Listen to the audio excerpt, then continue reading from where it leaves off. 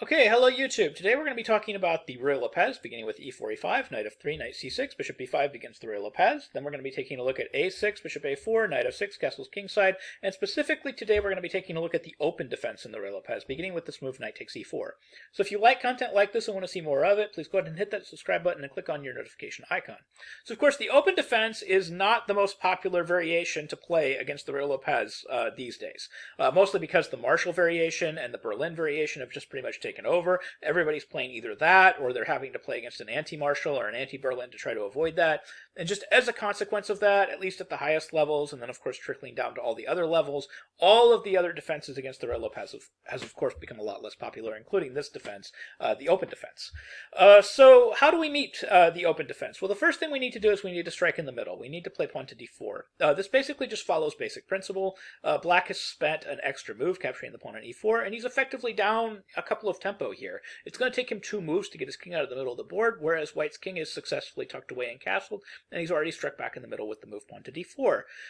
In this position, White should just have some sort of slight advantage, and if Black makes any further mistakes, it should be even more than that. It should be a major advantage or decisive advantage. If Black even just makes one more tiny little misstep, Black could find himself in a losing position fairly quickly. As a matter of fact, after we play the move pawn to d4, it's not a very good idea to take that pawn. If we take that pawn, for example, with the knight, like if we play knight takes d4, knight takes d4, and then say e takes d4, we could just play rook e1, just pinning that knight to the king. And then, of course, we can't defend it with the move pawn to d5. We would have to defend it with the other pawn. We'd have to play pawn to f5. d5 we can't play because the pawn is pinned. And we are threatening to take the knight with check, so we really need to defend it somehow. So pawn to f5 could get played, and of course here we could just win that knight with pawn to f3, and that's a perfectly reasonable move. But the computer actually thinks White's position is so good that White doesn't even need to win that knight. It wants to play knight to d2. And then after bishop e7, it wants to play knight e4, fe4, and then take advantage of the fact that Black's king is still in the middle by playing queen h5 check. After king f8, the computer gives rook takes e4, d5, and then it gives this highly entertaining move. It gives queen f3, king g8, and then pause the video and see if you can find this one, because this one is kind of a special little gem. It's a really nice move. The move is bishop g5. Just developing a piece, very Morphy-esque move, developing a piece, making a threat, threatening bishop e7 or rook e7, leaving the rook hang on e4, and also leaving the bishop hang on g5, neither of which can be taken. So, of course, if Black does nothing, we're taking on e7 with a winning game. If Black plays bishop takes g5, we play rook e8, and we win the queen. And if Black plays pawn captures e4, pause the video and see if you can find it, we play bishop b3 check. Which leads to mate. Bishop e6, bishop takes e6 is mate. You can also throw the queen in the way. You can play queen to d5, and then bishop d5, bishop e6, bishop e6 is mate. But in either case, we're getting checkmate, and we're winning the game very easily. So after pawn to d4, we can't play knight takes d4. So what about e takes d4? This is another try. This was actually featured in the Queen's Gambit. It was one of the simultaneous games. It was on one of the simultaneous boards that Beth Harmon was playing. And it only showed the final position, but as soon as it showed the final position, I recognized pretty much the entire game, because this is part of the theory of the open Ruy Lopez. And it would continue rook e1, d5, knight takes d4, and then bishop d6. Is kind of an interesting move, but in any case, no matter what Black plays here, White's supposed to have an advantage. Knight takes c6, bishop h2, and of course we can't play king h2 because queen h4, queen f2 is just perpetual. So we're going to play king h1, and then queen h4, and then here's the cute little rejoiner. Pause the video and see if you can find it. Rook e4 check, attacking the king and the queen. Since it's check, they have to play d takes e4, and then we exchange queens with queen d8, queen d8, knight d8, king d8. We take on h2, and now White has a huge advantage according to the engine because he has 2 pieces for the rook. And in the Queen's Gambit video, in the Queen's Gambit series, I guess Beth Harmon's opponent played the move pawn to f5, and then she won immediately with, pause the video and see if you can find it, bishop to g5 checkmate. So if you can win the game like this, it's kind of a very entertaining way to win it, and it certainly looked really pretty on the screen. So it was something kind of interesting to look at. But as soon as I saw this position, I was like, there's only one position this could have come out of, and it's in the open Ruy Lopez. So it does make it into the theory video here. So anyway, so pawn to d4, they kind of have to play pawn to b5, and then bishop to b3. And now here, of course, the main line is to play pawn to d5. But of course, you're probably asking the obvious question, like, can they take on d4 here? Well, again, knight takes d4 is pretty easy to figure out. Like, if knight takes d4, knight takes d4, e takes d4, bishop d5 is just forking the knight and rook, and that just wins on the spot. That's, of course, just decisive advantage White. We don't really need to analyze any further. So the other way that they can do this is they can, of course, play e takes d4. Now, this is kind of interesting. This is certainly a lot more interesting than knight takes d4. E takes d4 was played in Fischer versus Trifunic back in 1961. And that game continued with Fischer playing rook to e1, pawn to d5, and then again another very Morphy-esque move, this move knight to c3, which is taking advantage of this double pin. The knight on e4 is pinned, and the pawn on d4 is pinned. So if pawn takes knight, we have bishop d5, just this massive fork of absolutely everything. And of course, the knight can't take the knight because it's pinned to the king. So we have this bishop to e6, defending the pawn on d5, and then Fischer got an advantage by capturing on e6 and, making that a weakness, capturing on d4 to get his pawn back, and then after castles, he broke the pin by playing queen to g4, and now he's just trying basically to target that pawn on the e6 square. After knight d4, rook d4, queen here, he just kind of very patiently built up pressure against the e6 square over time, and eventually he was able to put enough pressure on it that black kind of just felt like he had to dump it. That pawn went away, and then they simplified everything into an endgame, eventually going into a pure rook and pawn endgame. And I actually showed this rook and pawn endgame in one of my rook and pawn endgame videos to show that in this position, after king to f5, Fischer should not have played the move pawn to f3, which he played and still eventually won with the white pieces. But the easiest way to win here was just to grab this pawn and then chuck the c pawn down the board. After king takes pawn and king b3, we just play c4, c5, and just the c pawn runs. And we just don't care about these pawns at all. Like if king to h3, h2, just do your worst. Take all those pawns. We really don't care. This pawn is going to make a queen long before we care about anything that happens over on the king side. So that was kind of best technique in that game, and that would have been a much easier win for Fischer. But needless to say, Fischer played the opening pretty much perfectly. That's pretty much how you would meet e takes d4. So anyway, so after d4, the correct theory is to play something like b5, bishop to b3, and then play pawn to d5.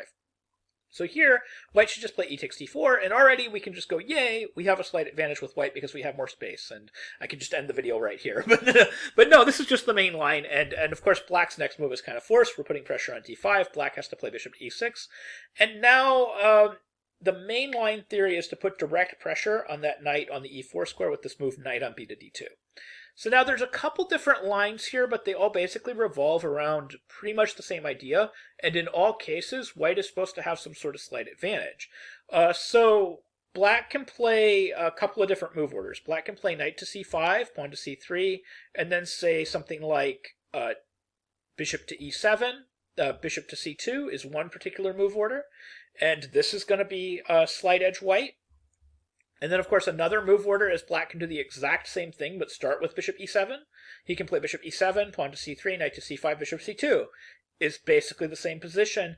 Or he can play d4 at a different point. For example, he can play knight to c5, pawn to c3, and then he can play d4 here. So the question is kind of when he wants to play d4 is the main question. Because it's sort of well known that if black doesn't play d4 against c3 at some point, that white is just going to have some sort of advantage. So if black just plays passively, for instance, like with knight c5, pawn to c3, and then say bishop e7, bishop to c2, and just castles, then knight b3 is just supposed to be some sort of big advantage for white. This is somewhere between major to decisive advantage white already. Just having more space, having a comfortable position, having an easy game to play. This is just supposed to be major advantage white with just not a whole lot to write home about. So black is basically having to play this move pawn to d4 at some point instead of this move castles kingside. So let's look at the various places where he can play it. So the first one is he could play knight on b to d2, and then we could see knight to c5, and then we could see pawn to c3, and then we could see pawn to d4 right away without the move bishop to e7. This was played in a super famous game. This was played in Garry Kasparov versus Vichy Anand, played in a World Championship match back in 1995. So that game continued with Garry Kasparov playing knight to g5, which was an idea introduced by Mikhail Tal. And it's going to be a common theme in all of these open variations where they play an early d4, is white does something to try to take advantage of these weaknesses that are now present on the light squares. So knight g5 is kind of the move kind of behind this idea, is we're offering this sacrifice of a knight, but it's very difficult to take the knight because of these threats along the light squares. So here we have dc3, knight takes e6, f takes e6, b takes c3, queen d3, bishop c2, queen c3, and then knight b3. And after 45 minutes of thought, Anand finally played the move knight takes b3, and then bishop takes b3, and of course Kasparov was still in his preparation with the white pieces. And Anand played, I guess, what could be considered close to one of the better moves in this position. He played knight d4. You can't take the rook. Like, if queen takes rook, we have queen h5 check, g6, and then queen f3 is supposed to be decisive advantage white already, just taking advantage of all these weaknesses on the light squares. So Anand is just basically trying to equalize. He plays this move knight d4, and then we have queen to g4, all being pretty much played instantly by Gary. Queen takes a1, bishop takes e6, rook to d8, bishop h6, just all obviously still preparation. Queen to c3, bishop g7, queen back to d3, bishop takes rook, queen to g6, bishop back to f6, bishop e7, bishop takes e7, queen takes g4, bishop takes g4, king takes, and of course Gary's got a huge advantage. He's got a couple extra passed pawns in the middle of the board, and he starts shutting down all the counterplay beginning with this move rook to c1. And then, of course, he just plays the rest of the endgame kind of perfectly because he's Gary Kasparov, and that's just what he does. He just plays perfect endgames, shoves his pawns down the middle of the board, and eventually Anand just resigns because he's getting steamrolled in the center. So that was Kasparov versus Anand, played in New York back in 1995.